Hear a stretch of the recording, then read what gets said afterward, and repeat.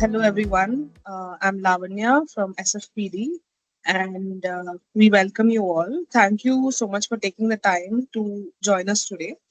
So, we have Elroy Pinto with us. Elroy is a filmmaker, programmer, researcher, and writer. He holds a master's in global cinemas from the SOAS, University of London. Elroy is a recipient of the prestigious India Foundation for the Arts Production Grant 2024 to 25 and a 2025 Flaherty Professional Development Fellow. His debut film, Kaifiyat, won the Cinema Experimental Award in the 2021 Science Film Festival. His second film, Samvega-Pasada, 2025, is a narrative fiction film based on a modern adaptation of the Buddhist epic of Manimekalai that synthesizes a cultural critique against Hindutva nationalism. His filmmaking and writing practice sits at the intersection of class and caste analysis and studies the epic structures in Indian cinema through the lens of aesthetic forms analyzed by Brecht. He is a film programmer for Nirmik Cultural Arts Center and Ambedkarite Space in Mumbai. The session is on cinema and ideology. Cinema actively shapes the way in which we frame our reality around us. In cinema, reality is a construct shaped by ideologies that predominantly serve the privileged caste class, gender, and race. This unchecked ideology narrows historical possibilities and subjugates diverse needs, necessitating a deeper exploration beyond its aesthetics. So now I would like to hand over the session to Elroy. Uh, yeah. Yeah. Hi. Am I audible? Can you hear me loud and Yeah. clear? Okay, Yes, we great. can hear you. Okay. So let's begin. Hi. Thank you so much, Lavanya, for that introduction. And welcome everyone else. Welcome to this webinar slash workshop on cinema and ideology. My name is Elroy Pinto, and I'm a filmmaker and writer based in Mumbai. And I believe yesterday you all watched the film All We Imagine Is Light, right? You all had watched it in person, right? Okay. So, my approach in cinema has been largely influenced by the artistic interpretations of dialectical materialism and anti-caste philosophy. And I have made films and written about films and even at times taught on cinema as well. And my filmmaking approach is, I don't see it as being distinct from my written work, but rather as an extension of it. And I have worked in both fiction and non-fiction mediums. So firstly, I just want to thank Surya, who's been very supportive of my work. And as someone who has no institutional backing, it's all the more, sort of heartwarming to encounter his dedication to the cause and to all of you who might be directly or indirectly associated with SFPD. You are fighting the good fight. Artists and especially filmmakers on the left are very hard to find, especially in urban areas, since many bourgeois liberals pretend to be left. It is my sincere hope to continue and build a long-term relationship with SFPD. So we are here today to discuss the film that you all watched yesterday, and which has been one of the largest blockbusters on the festival circuit.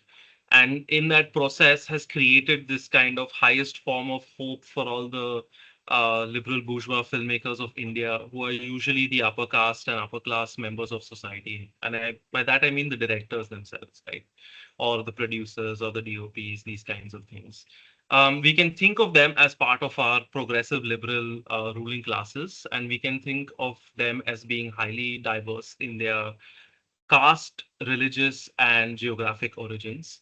And these are the same sections of society that have historically dominated all our public and central and local institutions.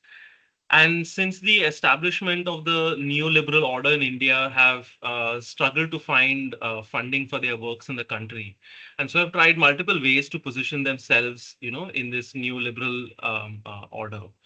And some of you may also know some of these attempts like Cinema Prayoga and Experimenta, the film festival in the early 2000s.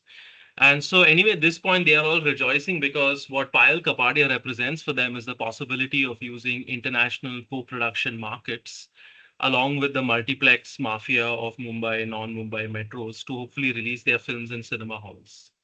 So it appears for now it's still being tested, but some chosen ones will find their way to the multiplexes, which is great for viewers.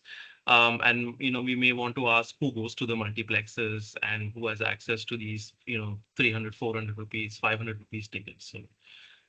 So how much did this film earn at the box office in India? As far as I could tell from my research, that it earned less than a crore, just a fraction of what it has earned abroad, right? And speaking about cinema and the economics and politics of filmmaking is not new. To be able to say that there's a huge distinction between filmmakers who are successful on the international market, most of whom are overwhelmingly from a certain class and caste background. And it's very hard to find then, there are a few Dalit, OBC, caste filmmakers. And I won't use the word middle class because, in our country, even Ambani says he is part of that middle class. So I don't read class as a lifestyle. I do not think of it as another identity. And I see it as the relational or the fundamental distinction in society today, right? So you have to just see the statistics in the world to get a sense of it. At the outset, I want to say I'm not a political scientist. I'm not, this trained PhD holding academic. So this webinar is not about the merits or demerits of Althusser's ideology, but rather we will try to focus on very simple things in the next hour or so. And this workshop is inspired and dedicated to Masood Zarwazadeh, who has, forever transformed my view on film viewing and restored hope for critiquing films as well. So here we are. This is ideology is a starting point. For people aware of Althusser's famous work on ideology, it is important to state at the outset that even Althusser's ideological theory has some fundamental problems about the way an individual is interpolated by the state, right? In this regard, I've been recently reading about Juan Carlos Rodriguez, who was a Spanish Marxist and I think either a student or a contemporary of Althusser. And he asks, a simple question about capitalism, that why does the individual only appear as an individual subject, during the establishment of capitalism? And his historical study and the ramifications, for example, on what he proposes with the ideological unconscious is staggering. Because now, since Althusser uses a lot of this Lacanian libidinal desire, this one posits a kind of Marxist approach to the unconscious, right? So anyway, but in short, for the purposes of this study and what we are talking about today, we will think through Althusser's ideology, right?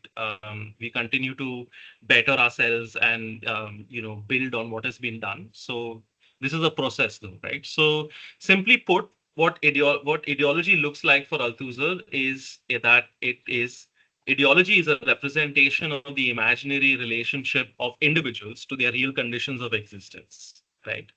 But crucially, cinema produces representations through which people, either recognize or rather in most cases misrecognize their social reality. And so instead, the social relations of productions are not only veiled further, but the fundamentals of capitalism, such as private property and private profit, are almost always hidden. So the role of capitalist patriarchy in shaping and reinscribing society to make it more acceptable for living in is to also hide this fundamental truth, right? That's what it entails. At the outset, I will say that one can never expect a film to be a political, an essay in political economy.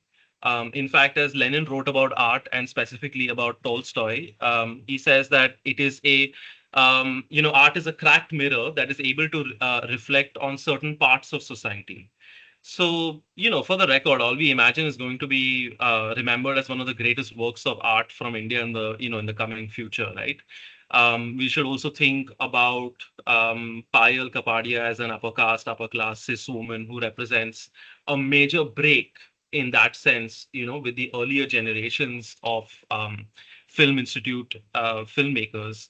Particularly thinking through the patriarchal and male-dominated parts of the institute, with the upper caste, upper class kind of nexus there. And that's a separate, that's a separate essay to think about things, right?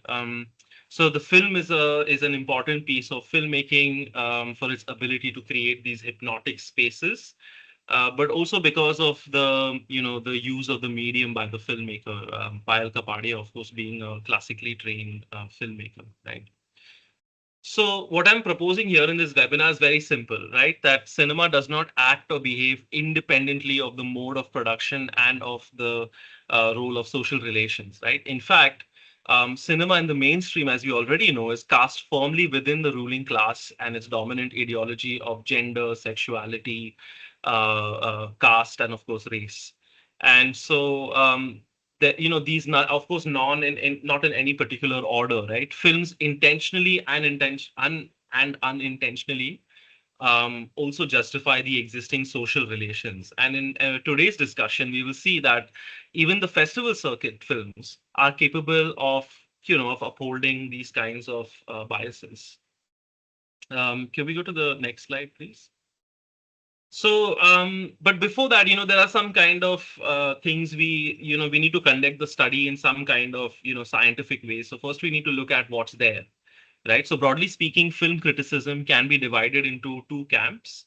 Both of them focus on subjective interpretations of every work, right? We can call them the humanist approaches, broadly speaking, and the postmodernist approaches, right? They also fundamentally assume that all knowledge is created from the consciousness of the individual, right? And so examples of this are all around. If you are interested in classical film theory texts, you can look at Bordwell, who's one of the finest examples of humanist writers. And for postmodern criticism, I would say look at Diller's Cinema 1, Cinema 2. Both well, with Deleuze, it's a more finer work on displacing class as a category altogether. But let's continue, right? So what we are interested instead what we are interested is looking at the historical and material conditions behind representation, right? So how do most films show their characters? We will quickly find that most cinema writing, film reviewing, film criticism on either sides usually talk about their characters from a complete unhistorical perspective, right? So now we're also thinking about mainstream films and festival circuit films, right? At this point, I just want to check if everything is fine, if there's any questions, if there are any doubts or something I've said which someone wants to contest or ask me a question on. Feel free to, right? Let me just any Indian examples similar to that, to writing on film criticism? I think most of the film mainstream film, if you look at the avant-garde circuit, like the art house writing, these things. I mean, unfortunately, even people like Ashish Rajadaksha are sort of a little bit in the postmodern camp. I would say, but though he is one of the finest writers on film in India, not humanist in approach. And then maybe on the humanist side, I would take people like, maybe Rachel Dwyer and people like that. Like they've been writing on, Dilwale Dulhaniya Le Jayenge and these kinds of films for a long time. And also actually my supervisor of my master's at the School of Oriental and African Studies. So that might be an example, I guess. There's way more. If you look at Bioscope Journal, most of the writers for the last 10 years, I would say they're either orbiting two of these, with some examples of crossover with some Marxist approaches here and there. So yeah, I hope that answers the question.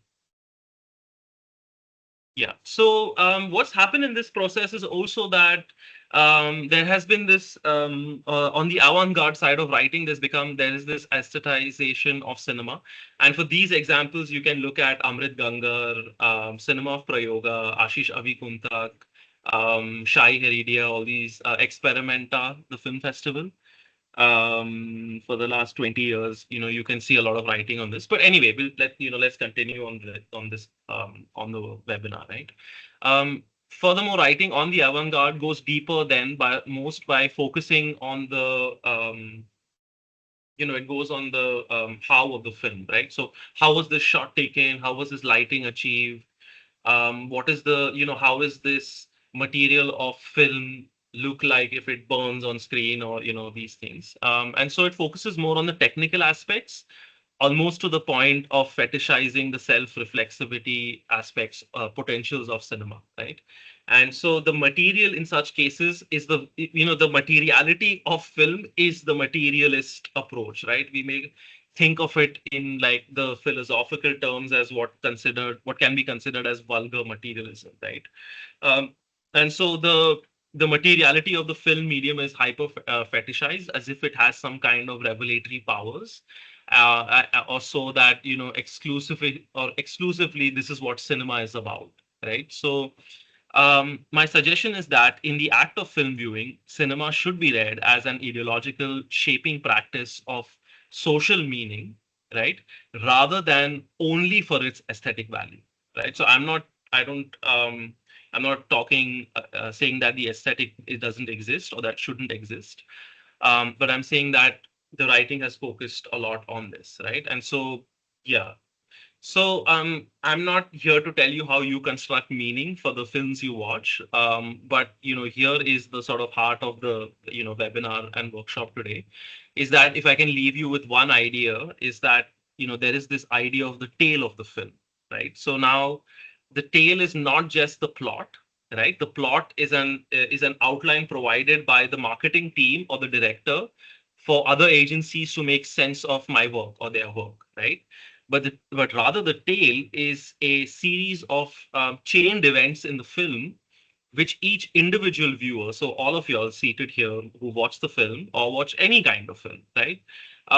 Each individual viewer then constructs meaning for themselves through that, right? So these tales of the film is precisely where we have the most primary disagreements on film, right? So I mean, I can't see any of y'all, but like, who here has sort of watched a film with their friend, and only to turn around and say, I disliked the film for, so and so reason, like, why did that character do that? And in that process, what happens is that the analysis of the film remains static because it becomes primarily an agreement or disagreement on the way we look at reality, right? I feel, you'll see some films and then someone will say, I feel she should have slapped him really hard. Why do characters behave in a certain way? They annoy us, they irk us. It is because there's a certain meaning that we create for all these events that are taking place, right? The meaning comes through as what is considered as common sense, right? And we have friends who will also say that, or we have also been, we've also used it at some point saying that, oh, but that had, it doesn't make any sense. Like the common sense thing to have done would have been to do it so and so, right? So in essence, this common sense is not, so sometimes people say that common sense is not so common, these kinds of very silly platitudes.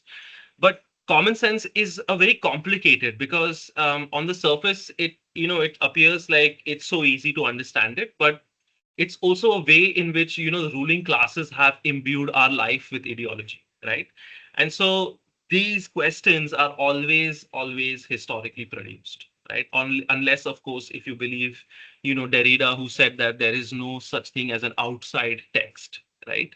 Or Deleuze, who said that actually there has never been any ideology, and then way to hear from someone who's a Deleuzian fan, and then they'll tell you that no, actually what he meant in this case was so and so and so on and so forth. So yeah, yeah.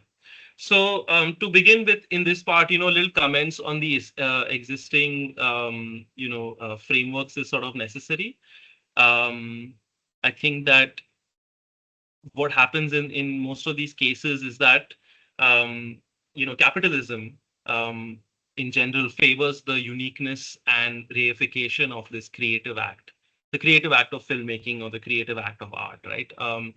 the individual we know has also been actively being constructed since the 70s as a free market entrepreneur, like an individual who can go out anywhere out there, start new work anywhere else, set up businesses anywhere, and is also then able to go anywhere in their thinking, right? And so in also what Masood Zarwazadeh says, that he attacks the humanist critics of film and the postmodernist film critics on similar grounds, that despite arguing about the depiction in film, the focus of knowledge in a subject is immanence, right?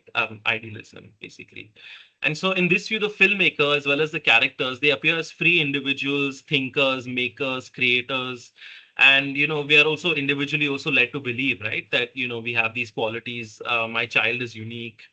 We are told all these things all our lives, and then as soon as we join the job market, we find that there are similar patterns of exploitation by the dominant form of capitalist patriarchy, right? So this image of the filmmaker and artist as someone untouched by society but gleefully living in their ivory tower is known, and there is critique, but it's hardly rebelled against, right? So for every filmmaker who speaks up about it, there will be nine who will tell you that you must be detached to the subject of your work, right? So I read an interview recently with Amit Datta, the master avant-garde filmmaker from India, who says that one of the things which he learned from B.N. Goswami is that B.N. Goswami, the art historian, he said that he showed me how to stay involved in the world yet remain untouched by it.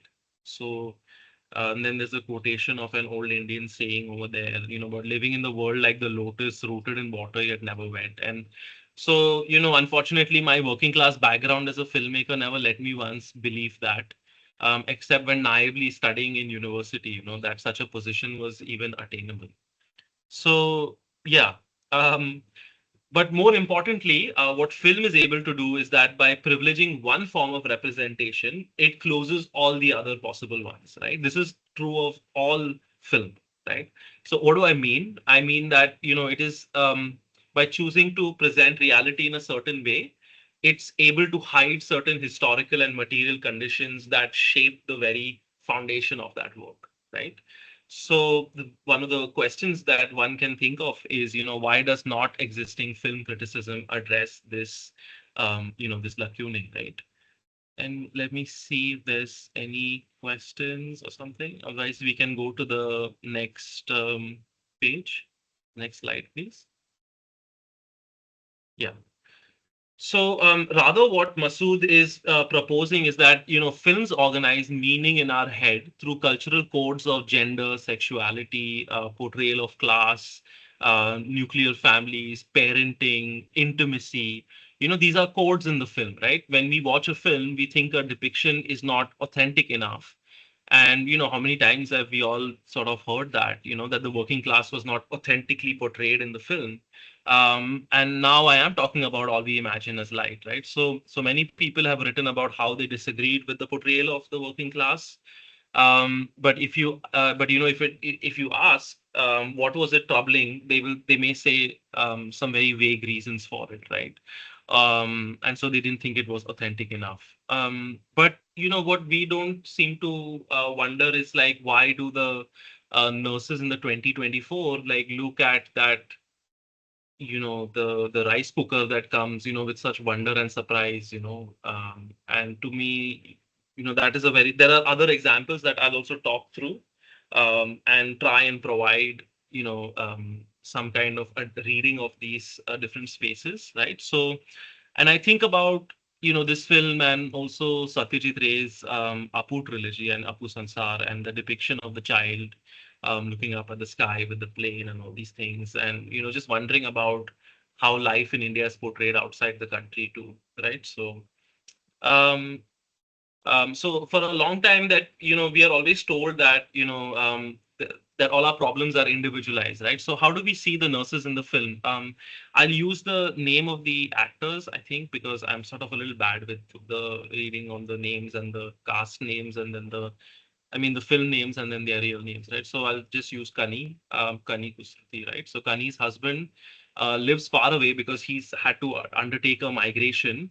to help earn money for his family, right? Like back home. And so he's a worker in an industrial mill or something industrial setting, right? That's what they briefly talk about. But instead, what we explore is the in the film is her lack of intimacy, right?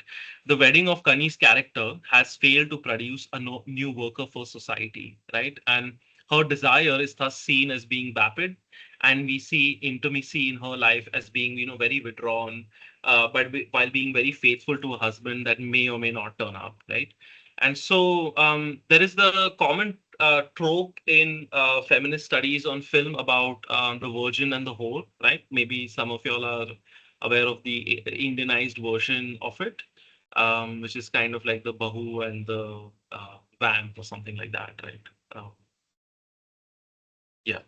So so what I'm sort of proposing is that by Kani's character can be seen as the virgin then, because by virtue of her not being able to produce produce a worker, she's punished by society to repress her sexuality, and functions as a loving elder sister to her flatmate, right? Whose sexuality she also tries to control and dominate at certain points. More importantly, Kani's character is unable to take on systemic changes, even when it comes to, and we can talk about one of the most, infuriating scenes in which the trade union is unable to secure any kind of help. Right? We see instead of seeing it as a failure of a system, we see the individual is unable to come up with a solution. Right?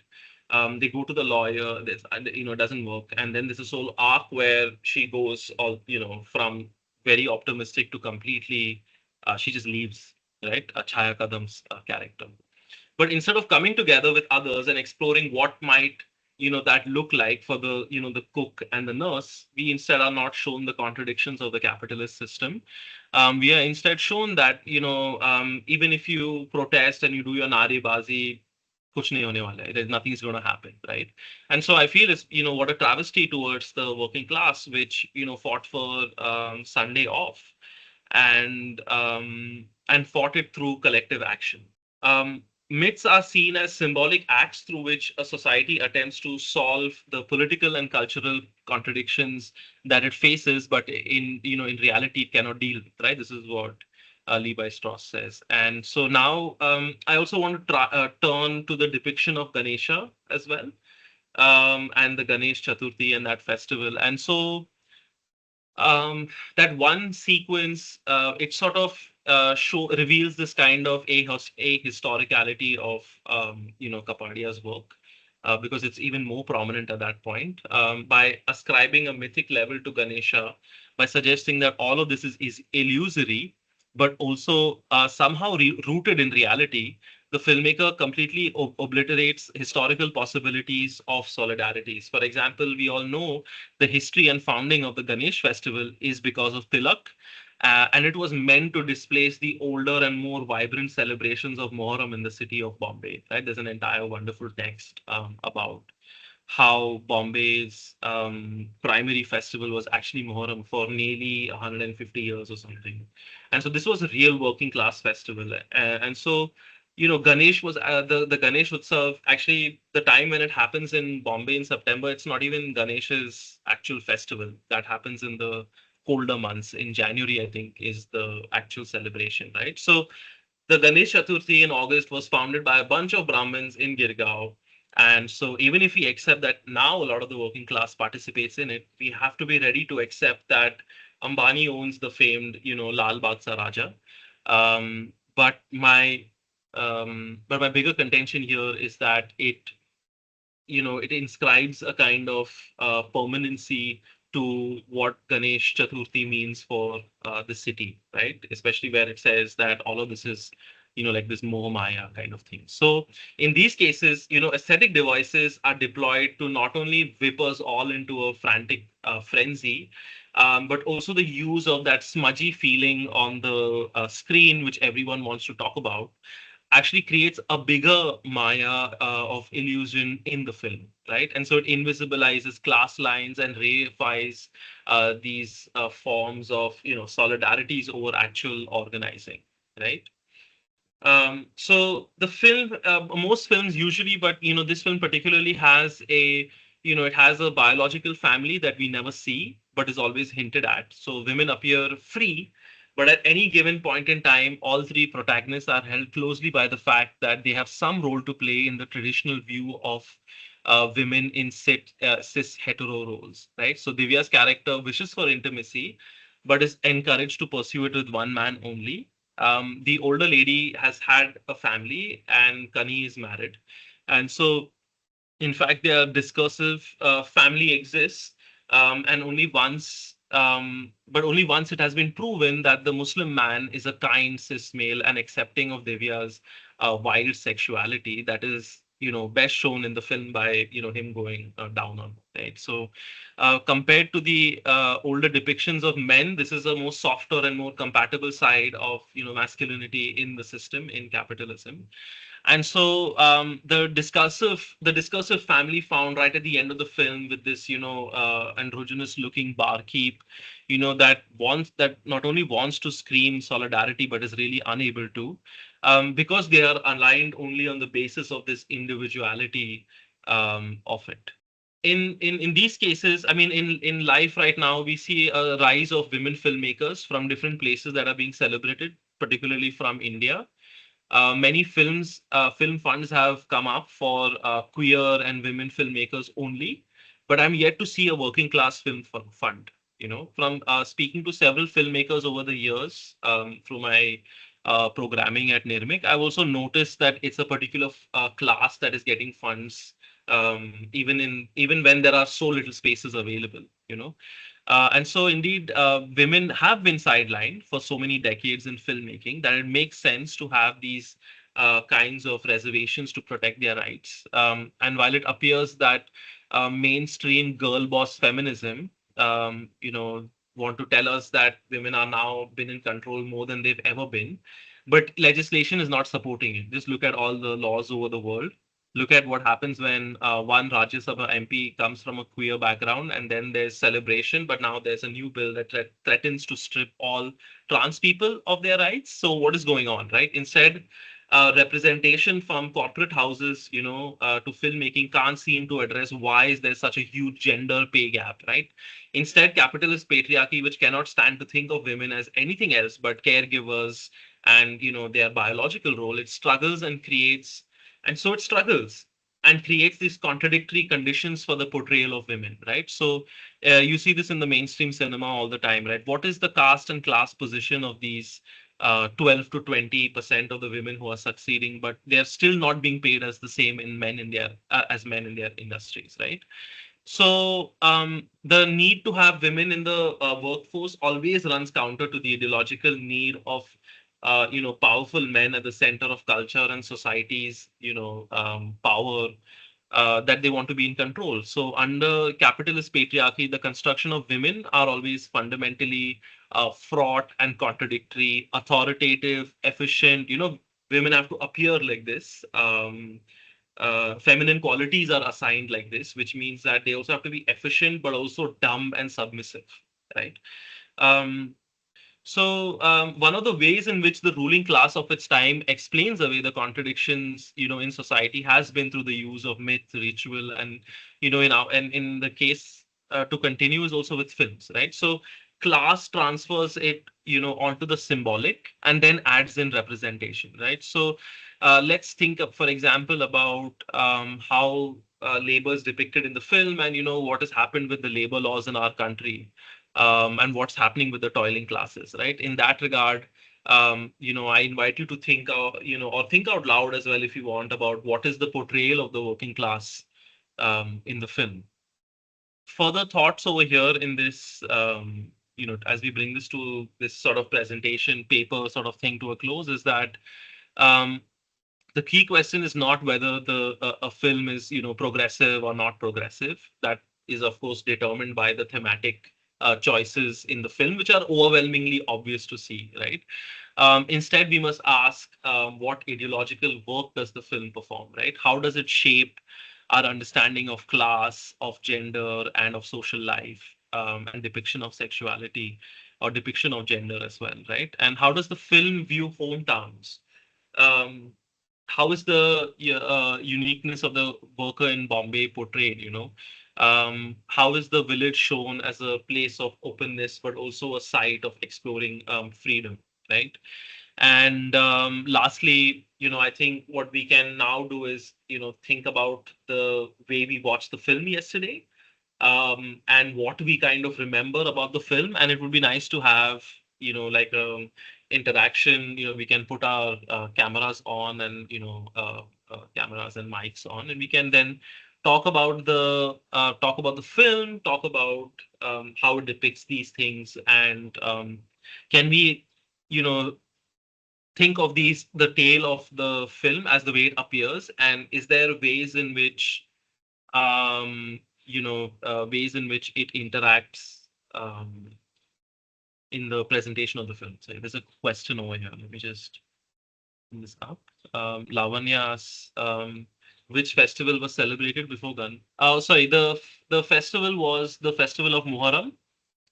Um, so that was, and it was primarily it was a mix both between the Shias and the Sunnis, and all these divisions come much later when America starts to invade Iraq and all these things. So yeah, there was Muharram. Okay, so and then the last slide, that's my conclusion on the yeah. So yeah, thank you for listening. I'm always open for questions. You can contact my email addresses over there. And now I'd like to hear from you. I'd like to sort of hear how you all watched the film yesterday. What was your discussion perhaps like? And if there's any further questions that you'd like to ask me about my presentation and about my approach and filmmaking and things. So like, how did people read the film yesterday? Like, whoever was there, if they want to just maybe share a little bit about the film. What did you like, what did you not like, what was not authentic or inauthentic or something like that. Those are great places to begin from, is what I was also trying to convey. I remember there being a discussion about how the film shows the noise in the city, and then like when they actually figure things out towards the end, and when they're like in the village, like home village of Parvati, then like the noise goes away and like it's kind of quiet. And yeah, like, that was one of the observation I remember from the Okay, discussion. okay, okay. Yeah, yeah. It's a good observation. Another point that really intrigued us was the conversation that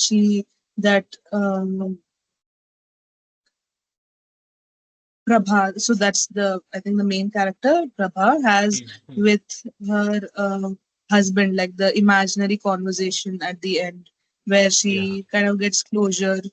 But then, yeah, so we were like discussing if that her real husband, but it's definitely not, who was washed up on the shore. yeah, And then also that we saw that character smile and be sort of calm for the first time in the film after that entire closure scene at yeah, the end where she's at the beach. So that was yeah, something we were reflecting on as yeah, yeah. Yeah, that's a very personal moment of recollection, and yeah. I always wonder about the depictions of the kind of words spoken, the kind of language used for the that the working class speaks in the film.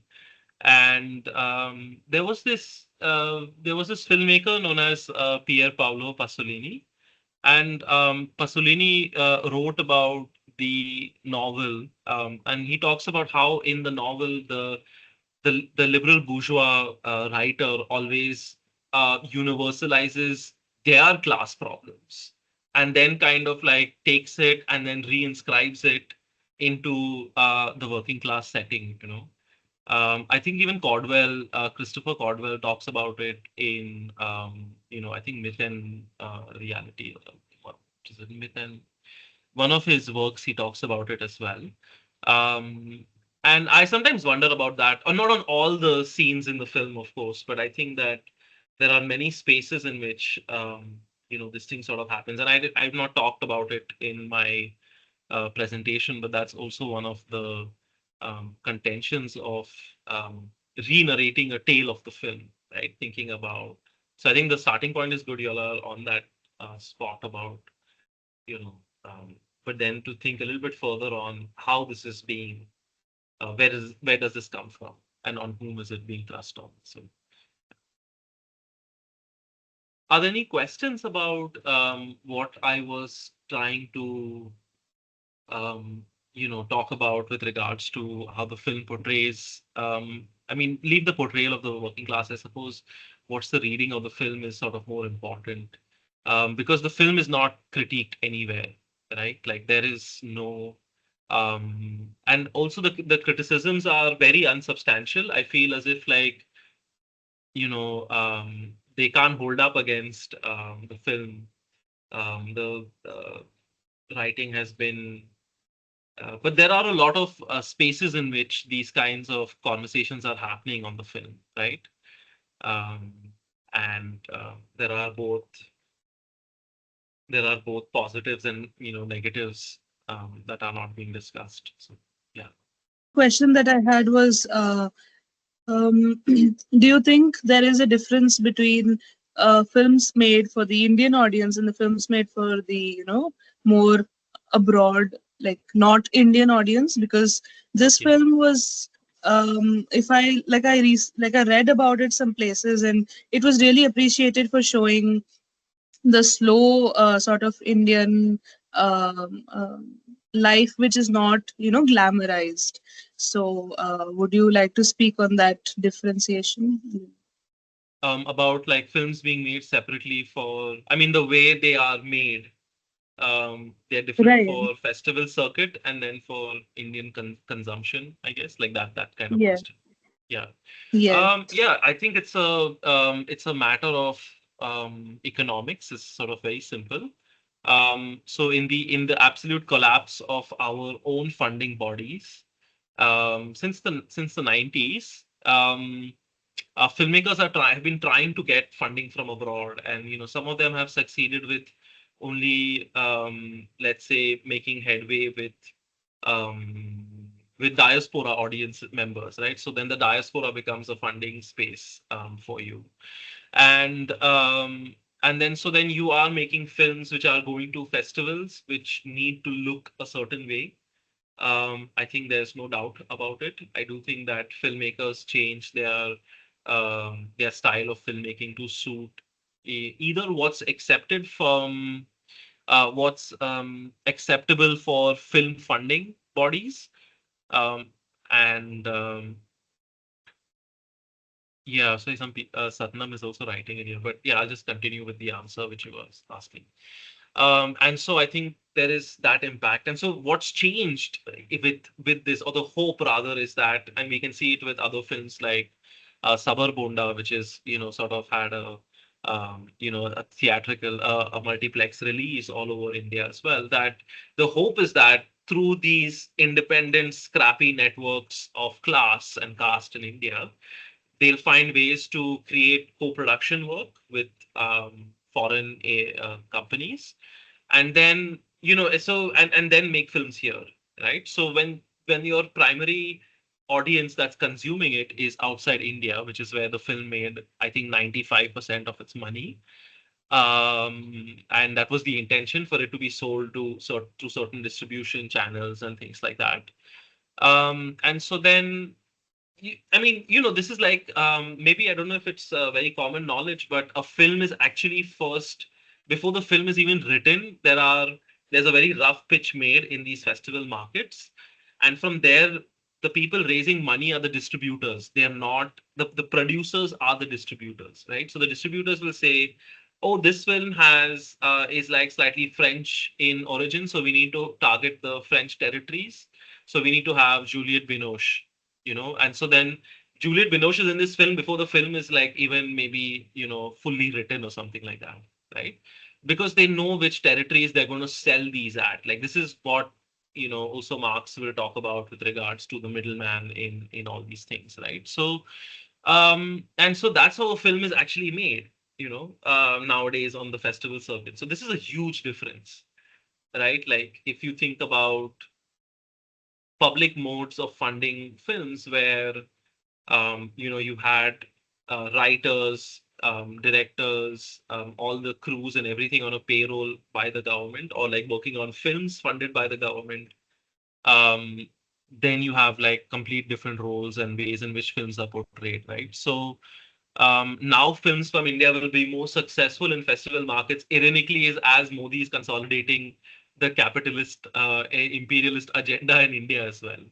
And these are not that, but the contention is that these are not so divergent things, right? They're all sort of interlinked. I'm not suggesting anyone has, ties with RSS and, the BJP and all these things. I'm just saying that it's curious, though, that, someone who was protesting at the Film Institute for so long has also had like the most success as well, and being allowed to, show the way it has in many places in India as well, right? Like, so yeah, I think it's definitely a very complicated matter, especially with film and the way film is able to record and represent reality, right? Represent a particular way of reality. So, which is usually from that cis hetero capitalist patriarchal kind of viewpoint, and so it suppresses everything else in service of the state. So, yeah,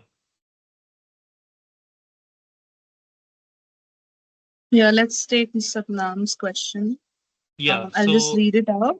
yes, please. Um, is this kind of film talking about working class, goes away from working class politics? Second, limiting this type of film to urban middle class population, not wide audience on whom these films were made.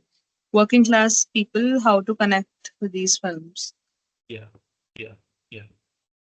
So, I mean, these are some very good, important observations. And the first question is absolutely right. In fact, I think what it succeeds in doing is that it forecloses the possibilities of solidarities, as I said, but not appearing as this. It appears in a more egalitarian, seemingly egalitarian form, because they take those stones and then they throw it at the builders, um, right? Chaya Kadam and Kani Kusruti's character throw it at that board, and then that board, goes a bit side, and then on the board itself, it says, I think class is a privilege and privilege is a class, or something like that. I don't know. So that's sort of what the banner says. And it is one way of looking and promoting this view. I mean, this is a stretch, but promoting the view of, class as lifestyle, right? And then it's not as like a fundamental, but also in many of its depictions of working class life, it also damns the working class to certain roles that are predestined for it. And that's one thing, it's there towards the end of the film about predestination. She this is of course before Kani's character has this whole transformation, but she tells the younger nurse something like, you can't escape your fate. And that's something which is very peculiar to India about fate and predestination and these things. And it's recited. I mean, it's just said so casually as if it's like the way all of working class life is structured around this thing. Um, and so that's definitely moving away from working class politics. Second, limiting this, and sorry, this moving away is a part of a broader pattern. It's not an isolation, just one film. So we are talking about this film now, but a lot of this critique that I'm talking about with regards to how women are seen, as ready, what is their role with regards to biological production, right? Like how are their wombs seen, and then what's happening in reality, right? So, second, and limiting this type of film to urban middle, yeah, it went to a lot of multiplexes. That's very true. Um, I think that even they are aware that it was never going to reach the people it sort of claims to portray so authentically. But yeah, how do they connect with these kinds of films? I think they've also tried reaching to smaller venues and playing it. So, I mean, for me, the bigger question I ask as a programmer is, um, what whom do I need to give space to in at Nirmik? Who needs it? Who's already not had like a festival release, won everything possible, Cannes, everything, all of that, and then show that film, over here, right? So anyway, whatever. It's a complicated procedure, I guess. So yeah. Ruben asks your favorite film from last 10 years. My favorite film. Um, that's a very good question.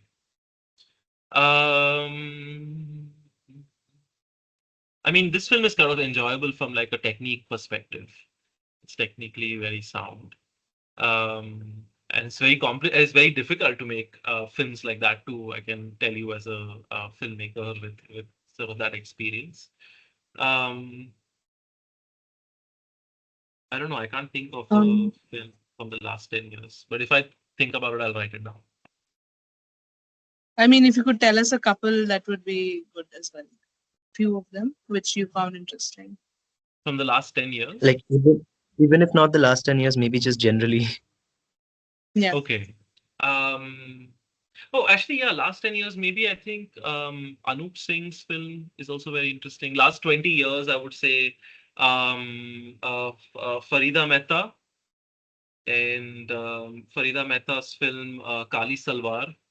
Oh, actually, yes, there is a film from last year which I watched, The Umesh Chronicles by Pooja Kaul. I would I'm not sure if this film is going to sort of release at any point, but it's a fantastic film. I see it as part of this broader tradition of the epic in cinema, the epic idiom in cinema. That's a continuation with it's sort of not it's sort of contiguous with Brecht and Eisenstein and these. Ghatak and Kumar and Kumar Shahani and yeah, so Farida Mehta's Kali Salwar 2002, Umesh Chronicles last year was fantastic. Uh, uh, yeah, I think maybe that helps. Maybe I guess. Gurvinder Singh's films are also very amazing, very strong. Problematic too. I have a lot of comments on that too, but I think that these are you can look up any of their films. I think any of Gurvinder Singh's films, and maybe some of Amit Datta's films too. So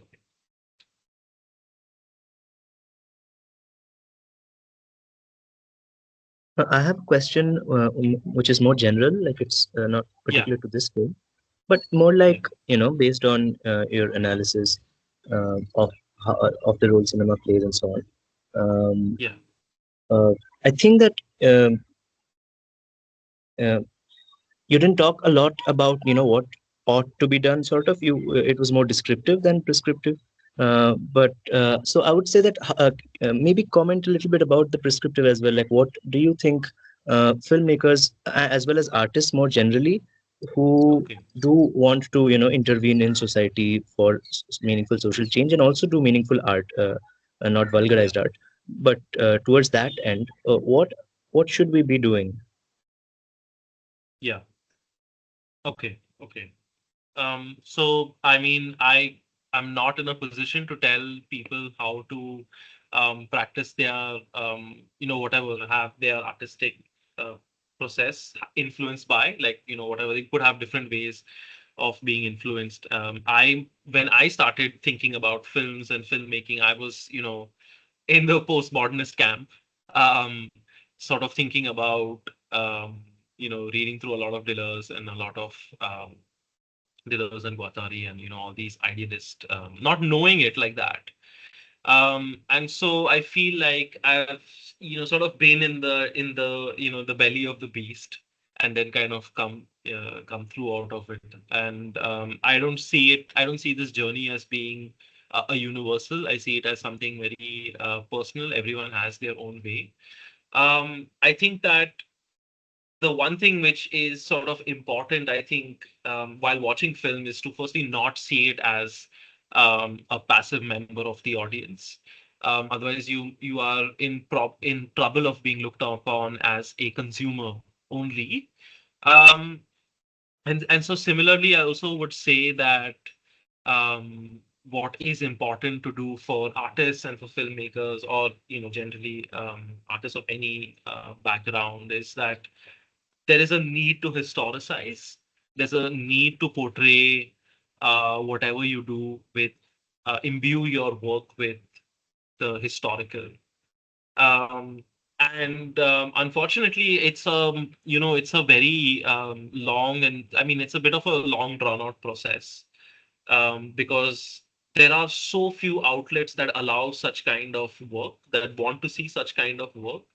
Um, I encounter this with my own writing. I was writing about um, the need to historicize is pushed away, right? So I feel like one is this. I think all seeing all work as being interventions and not as being seen as as like a natural outcome of reality around us. That's very important. And if I could leave the workshop with like some kind of prescription, is that when reading the film, thinking about what events stayed with you, right? And what were the codes which you learned while watching that film? I think if you think about these two things, they're already altering your narration of the film in your mind. And I think that is also very important, right? Like I think organizing is important, but I also think that these abstract things have to happen in the body as well. There is no, we are not just, it's not just materialism. It's not just, a vulgar form of materialism, right? It's a dialectical materialist sort of form. So, um, I think I can cite some examples of what artists have done.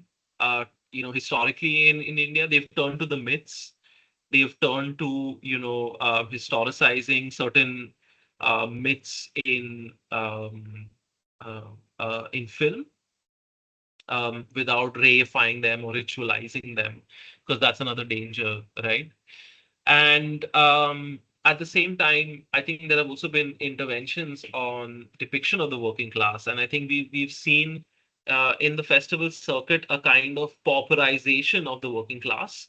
And then in the mainstream, we're just seeing an absence of the working class in a direct way, right? Like, and this is I mean, there are so many examples all around the world. In the UK, the working class used to be something like 60% in the, let's say the dramatic arts, music, and things like that. And now they are, the representation is, I think, less than 10% or less than 5% or something like that. So the arts themselves have become inaccessible, right? And so, um, yeah, it means, I think, on a more fundamental level, that we have to think of the cultural and think of the historical at the same time, not just the cultural. Otherwise, we run the risk of being, linguistic chauvinists, or some kind of work comes out like that, fetishizing a certain identity over the rest. But yeah, I don't know. I hope that maybe answered the general question, Surya. So Let's conclude here if no one else has any questions. Is that fine? yeah, yeah. I'd just like to thank you for joining us, Elroy, with such a thoughtful and engaging session. These insights that you gave on how cinema shapes the way we see reality, and how cinema is shaped by the person, basically by their reality of the person making it, and the interconnections between ideology, caste, class, and gender, and the film itself was truly illuminating. We're really grateful that you took time out today to share your work with us and share your thoughts with us. I'm sure a lot of us are going to leave with things to reflect on. And I thank you to everyone who has joined and participated in today's session as well. And with that, let's wrap up for today. Thank you again for joining us, Elroy, and we hope to stay in Thank you. conversation. Yeah. Take care. Have a nice evening there, everyone.